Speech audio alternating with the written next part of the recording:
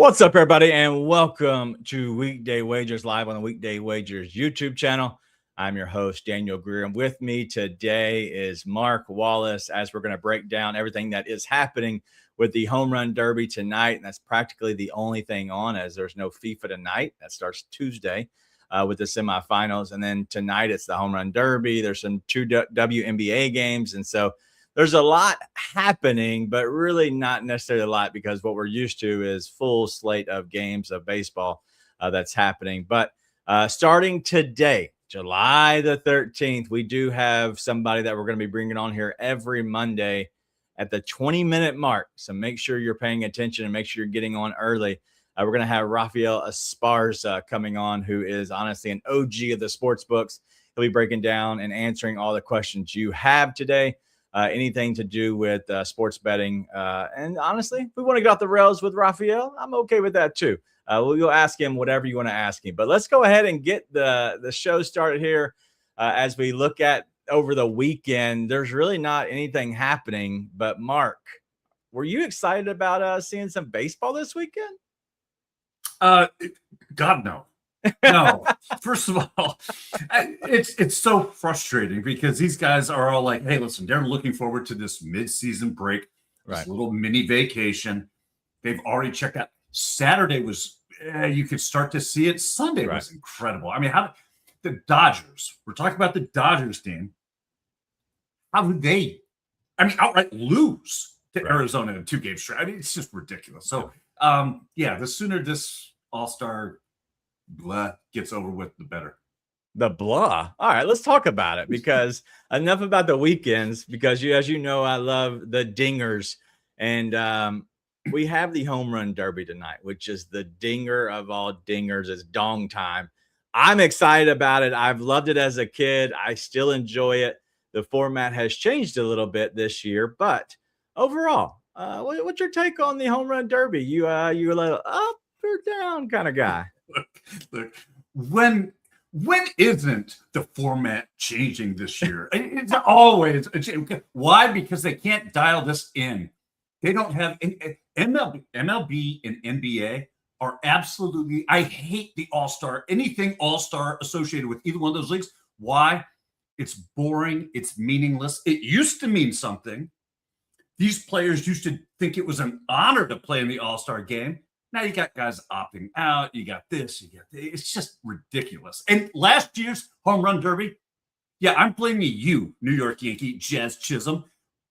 Who cares? I don't care anymore because you know what? You're going to get somebody who shows up and does what he did. It's just stupid. Wow. In the last 10 years, the best overall group is tonight's group. And it is one of the worst statistically is Ben Rice. If you're looking at the metrics and the numbers and the advanced, data, then that's really what you're looking at. The worst. And Ben Rice is really good. He is the best worst hitter of this group. And that has been obviously over the last 10 years. I think it's going to be phenomenal just overall. And I think if you don't watch, you're missing out, in my opinion. Now, look, I am getting so much other quality stuff done. I don't have to sit there and be like, "Ooh, look." It's ridiculous. Wow. I just, All right. Well, I'm going to try to sell you on it. Before I get there, though, if you had to pick the All-Star game, which is Tuesday, or the Home Run Derby tonight, which one would you watch? If you were given it both on the same night, stacked together, you had this exact same thing happening in life, you get to choose. I'm going to turn it on this channel or this channel, Home Run Derby or the All-Star game. Ugh. The Home Run Derby, because it's got to be shorter than the All-Star game. It's got to be shorter than the All-Star game. And you know what? Again, growing up, I would have much rather watched the All-Star game than the Home Run Derby. Why? Oh, absolutely. He used to meet Pete Rose was sliding in and taking people out at third base during an All-Star game. Why? Because that's who he was. Those guys played to win, and it was all out all the time. That's what I miss. Right now, it's just, why don't we just, you know what they should do? They should turn the All-Star game into a player, celebrity, fan softball game. and just Oh my treat it the way God. it is. Nobody cares. All right. Well, I disagree with that completely. But let's go ahead and talk about the new format switch up because it is changing and it has not changed, I believe, since 2015 is the last time I believe when they went to more of the clock where you had the full, I think it was 2 minutes to hit home runs and all of that. You do get a timeout. But now look at Miss Kim coming in clutch for me. It is the first round and it is 20 swings, whether they're home runs or not. You get 20 swings, and then every round after it goes down 5, which is the second, third, and so on, you get 15 swings. The main thing is on your last hit, if it's a home run, you keep going until you don't hit a home run. So there is some, intrigue at the last one where whether you see a lot of guys back in the day where they had the clock or maybe they're going after the gold and white baseballs. I can't remember who the sponsor was at that time, but they were trying to hit those for extra money and stuff like that. Well, now the last one, it's kind of a bonus ball. If you hit, it's make it take it. You get to keep going. So I think it will be exciting, but there's a lot of people on it. But the main reason that they've switched is because guys were getting gassed out in their last round. So Yeah. hoping guys should have some decent swings early on. This new format brought to you by AARP. Why? Because all we're doing is letting guys who Bryce Harper has to use a legend pick just to get into this thing. If they don't have the stamina, that should be the competition, right? I mean, you know what they should do? Hydration break.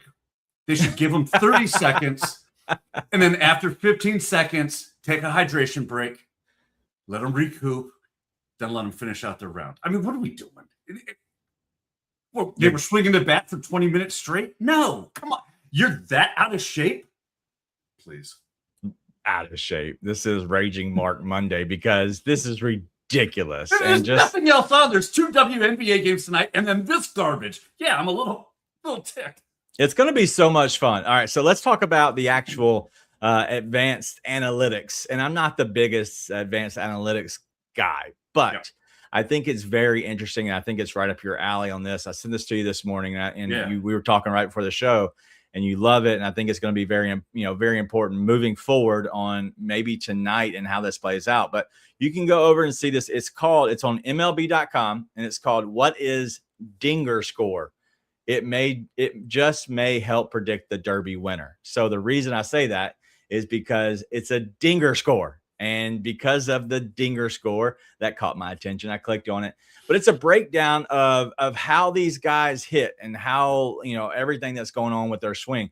And so let me just use some metrics just in general. So they mainly talk about the adjusted exit velocity. If you see that name, it's because the average of the exit velocity has to be 88 miles per hour or more, such as if it's a dribbler, that's not going to go into like actually hitting the ball on the screws, like hitting not even on the barrel necessarily, but hitting the ball hard. It has to be 88 miles an hour or more. Well, how all this plays out, they've ranked everybody before just looking at the metrics coming in to the home run derby, and it's predicted really good numbers. And the number one person that's predicted this year is Jack Caglione and Junior Caminero. They're both at a dinger score of 90, to which the people that were winning had been like 85, 86, all the way up to 99 when it was Judge at 99. He's the highest ranked. But the third place guy on this is Jordan Walker, Murakami, and then Schwarber. So that's how they all rank on here in a sense. But I think in all honesty, you got to go check it out. I know that you were loving on it. We were talking about how awesome it is to kind of just dig that far in depth in the hitting. Well, to give you some idea, not to nerd out on you real quick, but they look at everything that's happened in the first half of the season so far. So it's every game since opening day up until last night, where they're looking at things like you talk about detailed metrics. It's not just exit velocity. They're looking at the percentage and the exit velocity on pull hits. Right. Why? Because nobody in these competitions is hitting oppo field home runs. They're all playing to their strength. So they start to target in on those guys. I mean, the way that they drilled down and found the commonality in these metrics was so interesting that we talked about this. You were texting us about CAGs. hitting lasers because the guy has the highest exit velocity amongst anybody in the home run derby this year. He has the highest exit velocity, the highest pull exit velocity. And you can, I forget what the exact play was on FanDuel that you found. Yeah, it was the lasers. And so you got to go check it out. And you cannot find it on desktop, which the only reason I was looking on desktops because I was on my computer looking for it. It's not on desktop. It's only on mobile, which most people only have the mobile app in general. But if you go to the FanDuel thing, you can find the actual, the breakdown that it talks about just where you can pick the lasers. And so it has to be 110 miles an hour exit velo, which means when they hit it, it's got to come off the bat and score at 110 miles an hour. Well, on average, these dudes are hitting it in games on home runs only, just on home runs. It was like 107, 108. And so Cags is like 108.6 when on his home runs in the baseball games, not home run derby where he's swinging out of his shoes. And so these, which I gave out, if you haven't watched the Daily Dinger, shame on you. But looking at this, the laser beams, I put it out this morning, 5 for Jack Caglione in the first round, 510 plus miles per hour exit velos plus 680. I think that's a phenomenal number. That is crazy that it's that high because, again, going back to this whole format change, you don't really have to pace yourself right the way that they had to last year. And so I think that automatically lends itself to these guys absolutely swinging with everything they have from the very first pitch. Yeah, it's gonna be great. I think the whole thing benefits a guy in Jack Caglione, which I know that a lot of people love. Cags here. We're Florida Gator fans. Plus, this dude's he's just a freak. I love watching him hit, especially in home run derbies, to where he hit like a 500-foot home run, I believe, when he was playing for University of Florida. But also Junior Caminero is a guy who swings out of his shoes. His bat speed, all that is crazy. I don't think it helps a guy in Ben Rice, which Ben Rice is 6'3", like 225, 230 or something. He's literally like my size-ish. Like I'm 6'3", 230 right out there. And so, so I think it's a guy like that who's still a big guy, big enough guy, we'll say. But I think this home run derby is going to be a lot of fun, even though you poo-pooed on it many a times. I think it's going to be a blast to kind of watch it. And but you have to pick. Who would you pick if you're picking somebody right now to win this whole thing? And I'll give the odds for everybody if they don't already have them. Caminero. All right. Caminero to win is plus 380 on FanDuel. I've seen it plus 450 and 425. I've seen it in some places. So that's not a bad number. I like Caminero and Caglione. I wonder if there is a semifinals. No, I don't. I know there's some semifinals somewhere where you can take the exacta in a sense. So I think if you take a Cags Caminero, it's got to be like plus 1,200 or something. So I know everybody likes Cags here. We're a big Cags fan, but I think Cags is going to have a good night, and hopefully he does. Maybe he hits some laser beams. That'd be awesome. Wenzel Walker, another YouTube member. Shout out to you for joining us. Have you seen Wenzel Walker? I don't know who Wenzel Walker is. So shout out to you for joining us. Yeah. All right. Let's get to our plays because that's what everybody's here for. And then right after we get out of our bets, Rafael Esparza is going to be joining us. But let's go ahead and get to our plays right now. We got the plays. You're going WNBA. I'm going to go some NBA Summer League. Let's go. All right. Hey, ladies. Why? Because I can't do it the way Rafael does. So when he comes on, we'll let him give out that little call sign. I'm taking the over here, the 181.5. You can get that at minus 110 for the Sparks and the Dream. The model over at JustStatsSports.com leans to the under here, but this is kind of one of those spots where I'm willing to trust what we've been seeing on the floor instead of what the projection is projecting. Both these teams have been playing at a much faster pace lately, and the Sparks have completely changed offensively over the last couple of weeks. They're coming off back-to-back games with 100-plus points. And even without relying solely on Kelsey Plum, they have found multiple ways to score. Atlanta hasn't exactly been locking anyone down either. They've been giving up 102 points to Portland in their last game and dropping 6 of the last 7. I think both offenses dictate this game, and this one turns into an up and down shootout from start to finish. Mark, trying to take over my spotlight real quick. All right, we're going to the NBA Summer League where we are 5-0 right now. We're going 6-0 today with the Detroit Pistons. That's going to be a hard thing that we're looking at, how in the world to play this. And the spreads of 8.5, 9.5 that I've seen, they're tough. The 8.5 is fine if you want to take it. I don't necessarily love the spreads in Summer League because at the very end, it's so up in the air. They could sit everybody because they're up by 15 in the last 3 minutes and end up coming back and losing by 7. So that's why I stay away in Summer League from the spreads if at all possible. But I found this one. This is only on FanDuel, and so I'm sorry if you don't have that book. But I was looking at the first quarter money line. So whoever's winning after the first quarter is Detroit. And then if you go to the end of the game, whoever wins the game is Detroit. And if you get both of those, it's on the first quarter button on there on that game. It's minus 135. So I know it's a little juicy, and I haven't played anything this juicy so far, but I love this. I wanted to figure out a way to target. I tried to parlay a money line for the Detroit Pistons and the Memphis Grizzlies. Could not do that. It was like minus 210.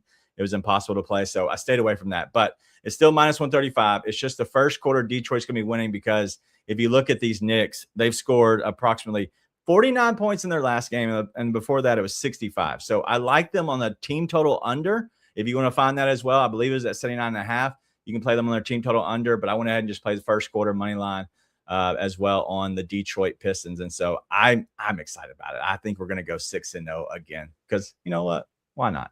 All right, well, let's get to our boy, Raphael, before he bring him on. Remember, sign up. You want to be a fam, part of the fam, where you can ask questions right here to Raphael. Or if you want to just go ahead and just sign up for baller status level, you get all that same thing where you can ask same questions, chat live, as well as get the 2 extra video plays that I'm going to be putting out one. As soon as I hear some confirmed lineups for the Grizzlies, I'm putting out a play on that game as well.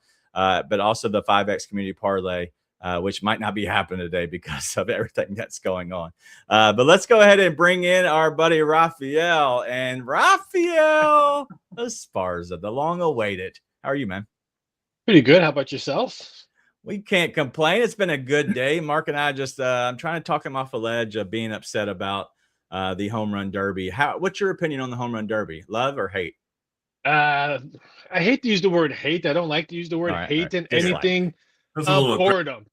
Because when I used to work full time in the casinos and sports books, All-Star break was vacation for me. So I didn't have to deal with home run derbies and dunk contests and 3-pointers. So I just took it as a vacation.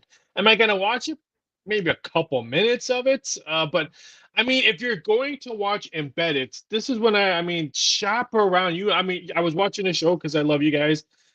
I love the exacta prop bet, but not every book has it. And I'm tired of, oh, my book doesn't have it. If you are a serious bettor, then you need to have multiple outs or multiple. Yes. I'm sorry, not multiple sports books. I try not to. I confuse people when I use sports book lingo.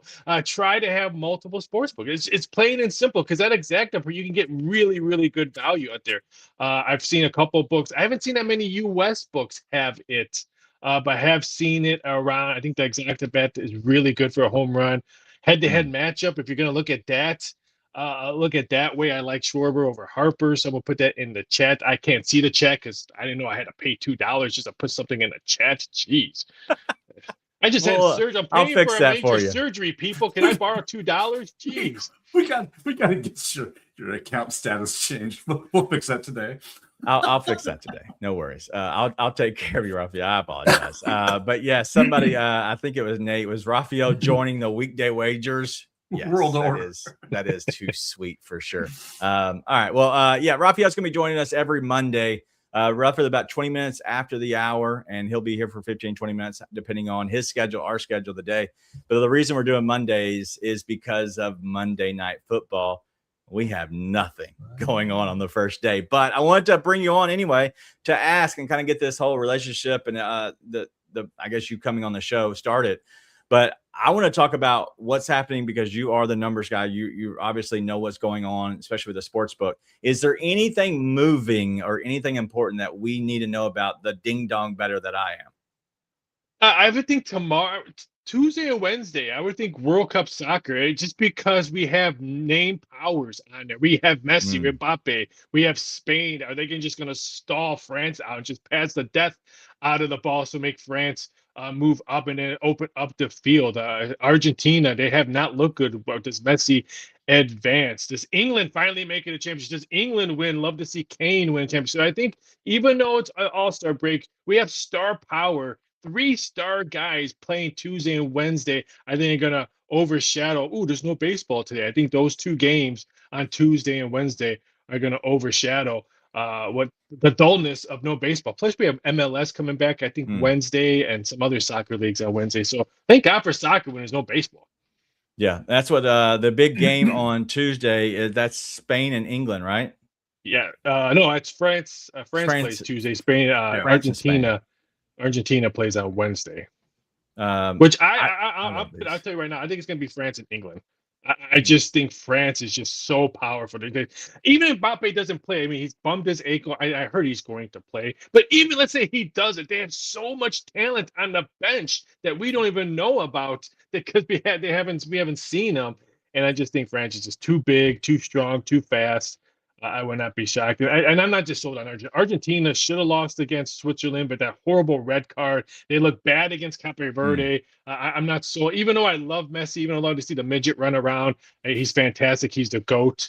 But I just think I think England. I think this is England's time. I think Kane gets one in. So sorry, Argentina. Yeah, I think Argentina wins this. Messi for life.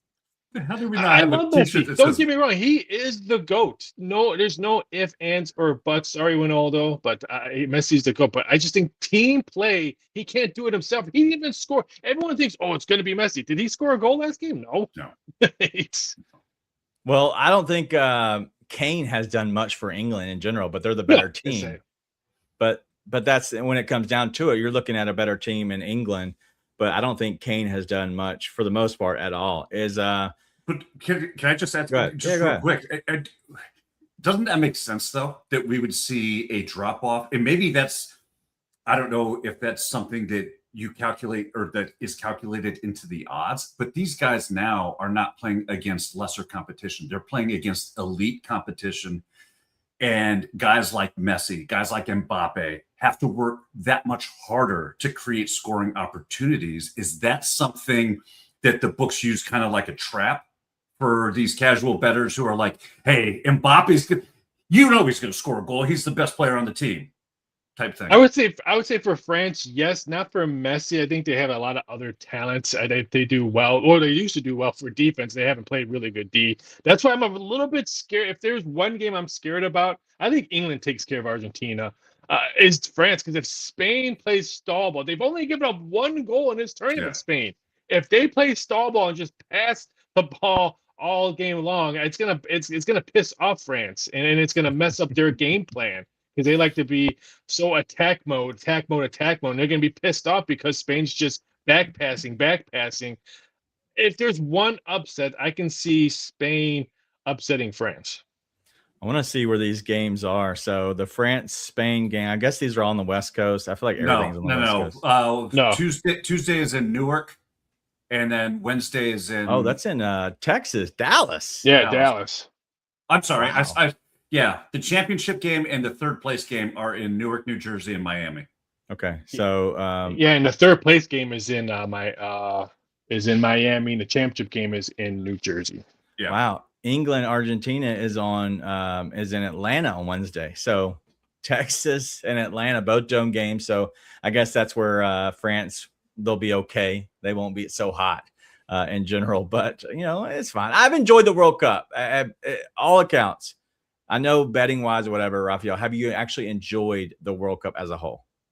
I think this is probably the most I enjoyed it because both of you guys know what I've been through the last couple of months. So I haven't been able to do absolutely nothing. So I've been excited to watch World Cup soccer when I was in my hospital bed for almost 2 weeks. So I was pumped. I'm like, ooh, root their soccer all day long. So I think that has a lot to do with my love of this World Cup soccer. But it's just been a lot of great games, a lot of star power putting up, where we've seen Kane, we've seen Mbappe, we've seen Messi. Mexico, I was really, really shocked in how well they played. I think USA, yes, they lost to Belgium, but I think it was a win for them. Everyone didn't think they were going to go that far. So I think that for them playing as well, I thought that was a win for them. I loved watching all the African nation teams play. I thought they did really well. So for an overall tournament, it was an A+. And I think it was an A+ for the United States viewers because it was here, because we have 3 locations, Mexico, Canada, and USA, viewing this. It was great times. I keep on telling people the reason why people are talking about it, the reason why people are betting it, because when you're placing your bet, look at your watch and tell me what time it is. It's not 4 a.m. like some other World Cup games in years past. I think a lot to do with it has to do with the time zone that this World Cup was in. Yeah, I've loved it, especially being here in America. Joe's asking why a third place game. It's because it's very similar to the Olympics. You got to have, first, second, and third. So that's why it's more of the I guess the celebration of it all. So and a lot of these teams get third place money from their country and stuff like that. So it's actually some countries a big deal. Maybe not for these 4 teams who are left, but let's say if there was a Cape Verde or South Africa or even a Switzerland. If they could get a third place, that's a huge win for them, and it moves you up for rankings as well. So you brought up a great point that not only can you watch the games here because they're played in Mexico, US, and Canada, but the betting. I mean, I have seen something like the BetMGM post where they're talking about how this World Cup has seen the most US betting on any soccer competition ever. Globally, because I mean, I know soccer is so much bigger than just here, but globally, has there been an impact to the handles and into the bets and the wagers from a global standpoint? I think globally is probably up just because of United States money. I tell people I was in Costa Rica one year during Champions League, and the Tuesday Champions League games, I think there was 8 games playing that day, was like 4 Super Bowls at once. The amount of money that you get, that people just don't realize on how much money comes in on soccer just because we're here force-fed NFL 365 days a year. People don't understand worldwide. That's what comes in when it comes in for soccer. Now I know UFC and NFL will love to be worldwide like soccer is, but when it comes to betting, it's not even close worldwide to what it is in soccer. Wow, that's crazy. I just have a last question because this is over the weekend. And just shifting gears from the World Cup here for just a second. Over the weekend, Conor McGregor v. Holloway. First of all, how bad does that hurt the books? Is that an outcome that hurts the books? It doesn't hurt the books because this is the fight game. This is not basketball, hockey based. This is the fight game. You see this in the fight game. You see this in boxing. We've seen this before in MMA. I just think the name of Conor McGregor doing it, I think it hurts it the most. Now, did he have an injury? I think he had a small injury, and then I think it maybe just progressed. Because let's face it, even if he had a small injury, he was in a no-win situation. He could not pull out. There's no way he's calling Dana White on Wednesday, Thursday, or even before Friday or the weigh-in on Friday and say, hey, you know what? I hurt my knee. I'm out. There's no way, because that would kill the momentum they had. What are they going to tell all the people who bought all the tickets for $1,000? Almost. I know Dana White said Vegas was sold out. There were still rooms available. And when I heard that, I actually called around, and there were still rooms available. They were high priced, but there were still rooms around. That would have killed all the people who paid for rooms and all that, because most casinos had view parties. You pay $20, $50, you can watch a view party, get drinks for free. So now let's talk about that. He was in a no-win situation if he wanted to pull out because of a knee injury. Now, how severe? I don't think it was that severe. I just think probably throughout the week, maybe it got worse and stuff like that. But I think he had some type of an injury coming into this. Yeah. That's my opinion. Do you think there's a responsibility then on their part to shut the bet taking down? Because if you've got somebody, but I mean, to your point, he's coming in injured and they're still taking tons of cash and action on that fight that if you have that information, you already know the outcome, how that is going to play out. Right. Okay, I'll give you a scenario. Yeah. I'll use DG as an example. Yes. All right. Dak Prescott supposed to be out all week, not playing. And then all of a sudden Sunday, he's out there throwing the ball, and now he's playing. He's going to play. We have to move the number 6-7 points. What are we supposed to do for all those people who thought that he didn't play for a whole week? Oh, I'm sorry, timeout.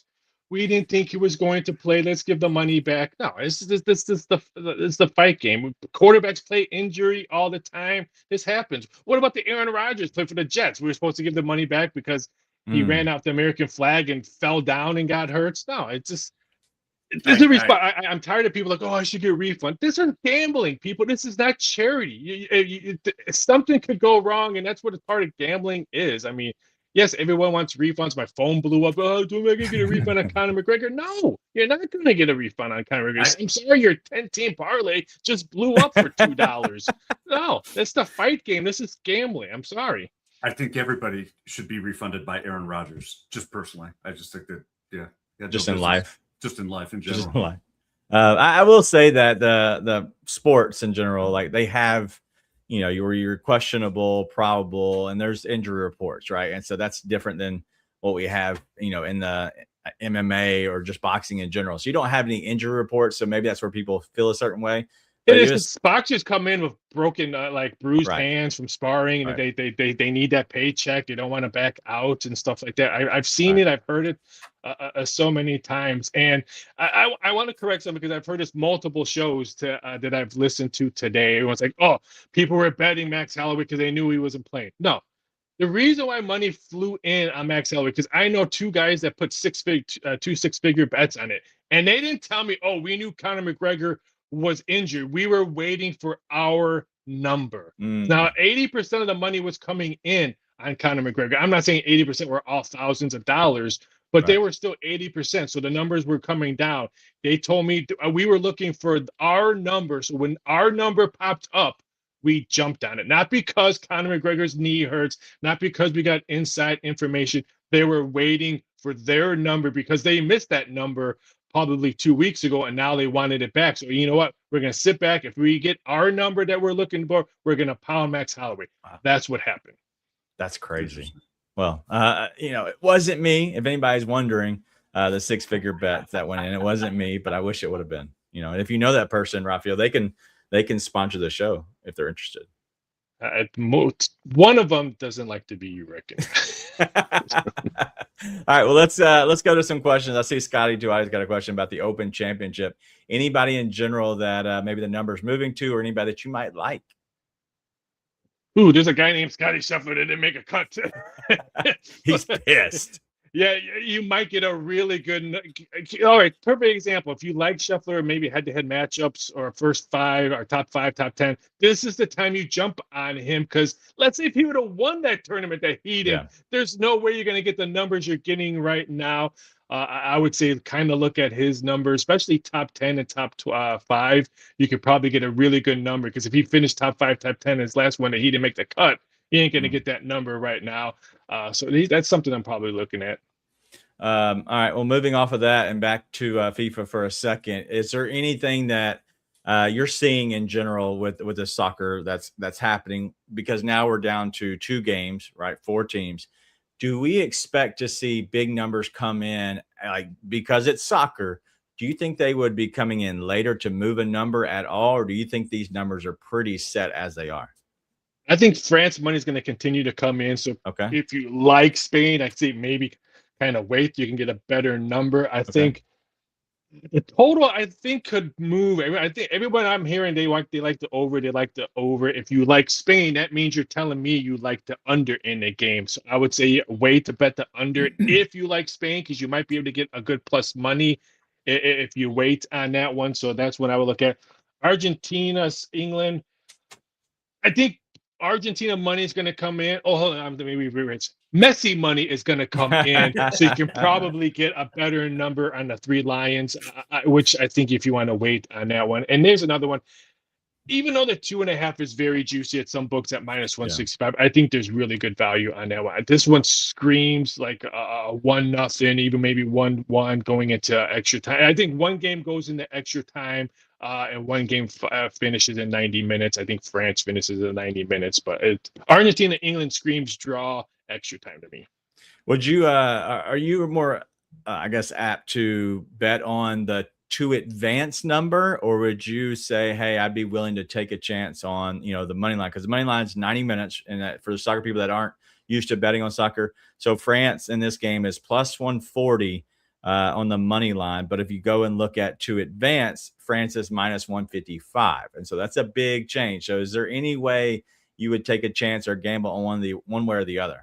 It's how you do your money management. If you, I don't like to use the word afford minus 155, but if you built up your bankroll and you lose, but you can still handle that loss, then I will look at to advance. But I think three-way is probably the better way to finish your game plus money on this one. But I would definitely look at the three-way. But it's all on how you look at your money management. If you're just a guy that's just throwing down $5, $10, then you really don't have to look at your bankroll and stuff like that. But if you're a serious bettor, I always look when I'm placing my bets. I always look, if I lose, can I take that loss? How bad is that going to push me backwards, or something? Can I handle it? Am I still going to be able to bet tomorrow, or stuff like that? So I always look at it that way, especially on a minus 155. And also on three-way, I tell people to advance.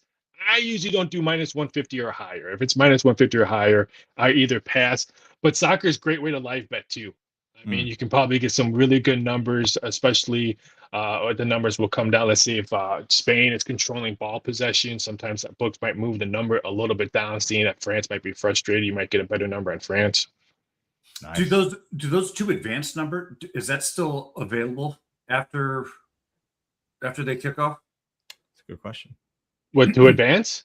Yeah. Some books do. Some books do. Okay. You know what? I need to let me. I'll research that one, and maybe I'll shoot that out on a tweet or something like that.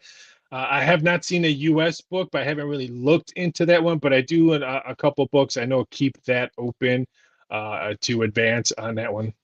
Okay. I got a question, because I'm looking over at MyBookie, to which if you want to join MyBookie, you can scan the QR code in the top right. I'll let Rafael give a little synopsis or explanation about MyBookie here in a second, because I haven't used them a ton, but we're learning to partner with them. But I'm looking at their numbers in general, and it says Spain. Let's just say Spain winner plus 124. But then I'm looking at the other numbers, and it seems that the numbers are different. Why is there anything I'm seeing wrong on here on MyBookie? So just you looking at the Spain game? Spain, France says, winner is plus 124, but it says winner for France is plus 238, but I don't know if that's right. Well, they have to qualify. France is minus 160, Spain is plus 125. And then they have a half a goal. Well, they have plus 124 in a three-way, and then the draw is plus 214. Okay. Got it. Okay, I see it now. It's the alternate handicap, and then to qualify. So that's where that. I was curious. It said spread then winner, and I was just curious why there was a difference there. So now, some books will have to qualify. Some books will have to advance. You have to make sure. Some people use different verbiage when it comes to it. And I'm gonna explain why MyBookie is kind of like sponsoring my segment. This is just another way to have another out. I'm tired of people telling me, "Oh, I missed that bet because FanDuel or DraftKings or BetMGM or Bet365 or BetOnline or whatever didn't have it." But I was like, "Oh, I saw 4 books that had it. And they had better numbers." I just try to make people more open-eyed and trying to make easy money or better money than just sticking with one book. But this book gives me better SGPs or better boosts. I mean, sometimes boosts don't do anything. Sometimes boost doesn't fill your wallet. Sometimes a boost doesn't help you advance to being a better bettor. Always have multiple outs. Always have a book for futures. Yep. And you can scan the QR code on the top right, or you can even use the promo code MyB, as in bookie, like not like my bad, but MyB Weekday. That's correct, right? I didn't screw this one up. Yep. All right. I knew you'd be proud of me. All right, Rafael. Excited about the home run derby. I know it. I can see it in your eyes already, and I know that you and Mark aren't big fans of it. But I made him. I'll give a prediction out. Yes. I'm going to give a prediction now just because I love Hartford stories. The last couple of months, I cry a lot when I watch TV because of what I've gone through. But I'm going to go with Wilson Contreras, ex-Cub, even though he was a Cardinal. Do it for Venezuela. He needs the love. When he hit that home run, he's crying around the bases and stuff like that. I'm going to get, even though he played for the Cardinals, I'm still going to hopefully see maybe Wilson Contreras. All right. I like it. I don't think anybody's picked him at all. And our advanced data doesn't love him, but that doesn't mean that he can't win one for the Gipper for sure. Win one for Venezuela. The metrics that we were using put his emotional factor way too high. That's what it would turn the emotional factor up. Yeah, they forgot to do that. Under how many minutes I'll be watching the home run derby? I think it's 1.5 minutes. Are you watching anything of substance right now other than sports betting stuff? Are you watching a show?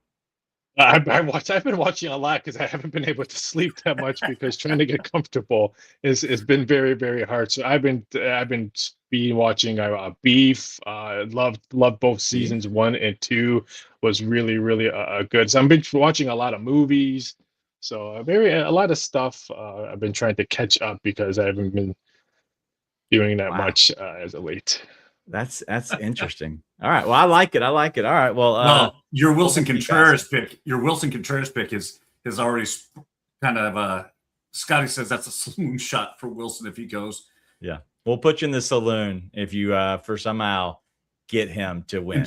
Joe's over 1.5 minutes. No, yeah, I'm not going over 1.5 minutes at home run derby. I can guarantee. Look at the highlights. I'll take the under. on that one.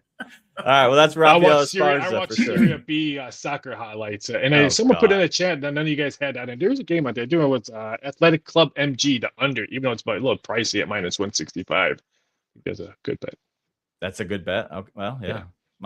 How much is too much? I know you talked about bankroll management, but -165 can be frowned upon. But is that too much, or is it depending on how you are as a bettor? It could be a little bit too much, but sometimes you're like in Serie A matchups, they're always 1-1 or 0-0, and they have totals at 2 or even 1.5. We've seen a couple 1.5s in World Cup soccer. If you can get 2.5 at -160, then there's still value. It's like betting boxing and UFC. If you think a fighter is only supposed to be -5 or he's $5 and you think he should be $3, then look at the other way. Value is value on how you see your value and how you look at your money management. So sometimes, especially in UFC and boxing, sometimes you can put the wood at -$3 when you think that fighter should be -$5. I like it. All right. What do you think about parlaying those 3 options? Shut up. Last question. It's when I got the parlay reports from 2 books for World Cup soccer, and it just breaks my heart because I see so many shows promoting SGPs and stuff like that, and I'm like, and I get it. It's for clicks and likes, and people love that kind of stuff, and I do. But if you're a serious guy that hates to lose, I hate to lose. I mean, so and I tell people, if you're gonna bet parlays, like especially baseball, round robin, 2s and 3s, at least pay a little bit more. But if you go 2 out of 3 or 3 and 4, at least you're cashing a ticket. At least you're like, woo, like I got my money back or something. But yeah, anytime you add 3, 4, 5, 6 in a parlay, just remember they paid my paycheck for 20 years. I can only imagine. I've lost so many of them. But honestly, these are going to be so much fun, especially when Monday Night Football gets here. But my last question, we'll end on this one. Dark Side of the Ring. Yeah. Are you watching it, or did you watch the latest one with Jeff Jarrett? I have not watched the Jeff Jarrett one. I have not watched that one. So I was going to watch it the other day, and I had to finish my Emmy odds. And someone put in a chat, I do have SB odds out as well. So I was doing some other stuff, but I have not watched it yet. And I've seen a lot of tidbits. I'm like, son of a bitch. So I need to watch it soon. It's good. All right. Well, he is Rafael. He'll be here all on Mondays. We're breaking down Monday Night Football. But until then, we'll be breaking down baseball and everything else. So thank you, Rafael. We'll see you next Monday. Take it easy, guys. All right. Well, let's continue this thing. And there is no daily dinger today, but we appreciate Rafael coming on. But make sure you sign up. MyBookie, you can scan the QR code back on the if you want to go, just put it in reverse, or you can just go to MyBookie if you've never signed up and put in the code MyBWY. Weekday. I know it's going to be confusing, but it's my bookie, but it's my B Weekday. It's just our special code that we have. But thanks for Raphael coming on with my bookie being an official sponsor on Mondays. But anything interesting pop off to you with that discussion? First of all, yeah, I find Raphael's knowledge of not just here's the odds, here's what he's. This guy sets the odds, and he's doing it based on all the research that he does and he puts into those things. So I think you get a real good insight into how books approach games.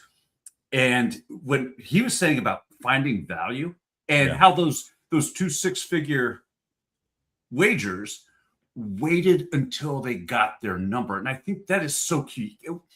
They waited till they saw their value. And I think when you do this and you might miss a pregame bet as soon as it starts. Yeah. You find a live number that you like, that makes sense, hammer away. Yeah, I agree. And it's always going to be interesting. It's going to be great, especially as we get him for Monday Night Football, coming off of what happened with, and it might end up bleeding over the 20 minutes, which we already did that on the first one. I knew the first one would be over. I'm going to try to tone it down these next few while we have just baseball, unless it's an interesting topic, just so we can make sure we have him for, I guess, in his good graces for the future for Monday Night Football, because we're coming off of Sunday in general, where we can talk about all of that and anything that's going to happen moving into the next week's games, plus Monday Night Football, those games then. So there's a lot. This is the reason we're bringing him in on Monday, is for him to join us. So we're going to be looking for different people that we might be able to intertwine into what we have working here at Weekday Wagers, but the first addition to the group that we're going to be having. So always very interesting. But that's all we got. I don't have anything else because all we have, there's no Daily Dinger. I apologize. But the Daily Dinger is go watch the Daily Dinger video we gave out that. And it's all about laser beams. I don't know if anybody else watched it, but I believe you can watch the StatCast on the Home Run Derby. That is what I watched last That would year. be interesting.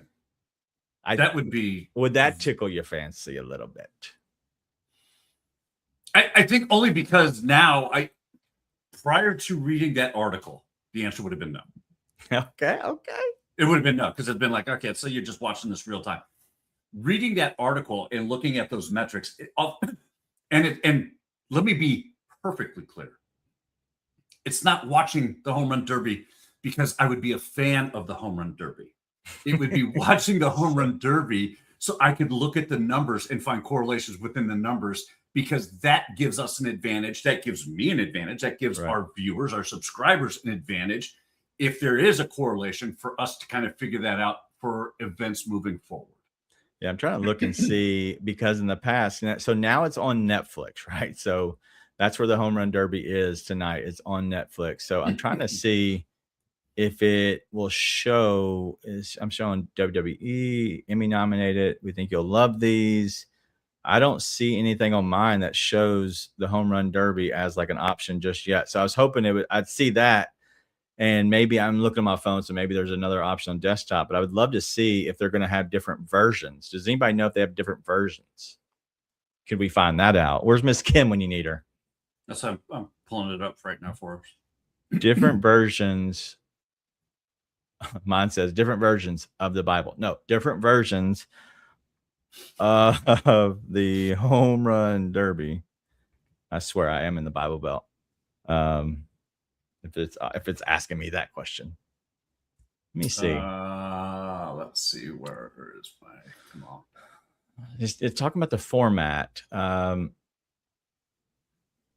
Netflix. Let me see if they're gonna have multiple. Does anybody see it? Watch the Home Run. Okay, I'm seeing it now. It says watch the Home Run Derby. They're gonna she's checking MLB Network. As it is like super loud. How do I do this? How do I get it off? Good Lordy. That was loud. Could you hear that on there? Yeah. It says on Netflix, no. I don't know. Why is this so loud? I'm trying to mute it. This thing Netflix doesn't mute. I can't even look at it because it's so loud. I've got my search home run derby right here on Netflix. Starts at 7 is all it says. What am I looking for? See if there's different versions, because in the past they had, like on ESPN, they did StatCast version. There is not, actually. This is the one and only.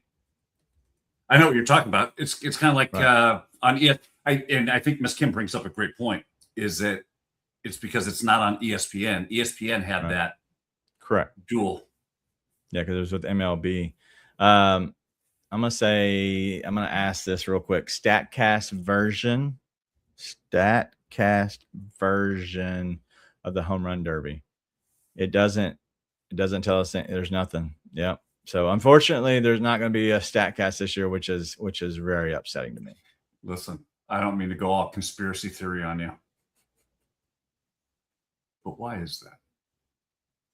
Hear me out. I don't think FanDuel was offering the laser markets last year for the All-Star game. So now I think they're just taking our money, and we'll never know. We'll never know. They're sitting in the boardroom right now going, they'll never know. And one kid's going, they're going to know. They'll never know. I know. I'm on to you, FanDuel. Another reason I hate sports on Netflix. All right. Well, yeah, everybody hates Netflix and their live shows. And Raw is on the exact same time. Like, is Netflix going to break tonight? Yes. What are you talking about? They call it glitch fix for a reason. Glitchflix. Joe's like, what is this conspiracy theory? Yeah, that we won't have an idea. No way to prove. There's no statistical proof that it is displayed on the screen. So now you have to take their word for it. Right. There's no third-party verification. That's the other part that the reason in the past I did not play the distance is because, like, who are we trusting here? Like the sports books are involved somewhat. Like the number is 483.5 is the longest home run if it's going to be over or under. And I believe both sides are like minus 120 or something. It's stupid. So they're getting 20% of either, no matter what you do. So the 10. But now, like, depending on how it goes, unless somebody just completely mashes it for 500, like if it's around the edge, it's like 482. Sorry, you're not going over, because that's all we do is play over. Anyway, all right. Well, that's all we got. And Kag's hitting that 500-foot home run. You know what that sounded like? Ting! No, it was a Woody. It was not a wooden bat. It was a Woody. It was juiced. Listen, if I can hit a 425 foot with a Woody, I think these big dudes can mash that are a lot better than I was. I think it's okay. Don't be super conspiracy guy. All right, I'm done with you today. A little bit longer show on Mondays is what we're having. And as always, Fridays are always long. But as we move forward, it'll be Wednesday. And then for the first NFL game, will be their last Wednesday show. And then it'll be the first Thursday show is the next day. So that's how this whole thing will transition. We're going to continue to give out our best plays, but also make sure you do not forget about our plays. We have a WNBA and a NBA play tonight, but that's all we have. Thanks for hanging out. We'll see you, brother. Oh.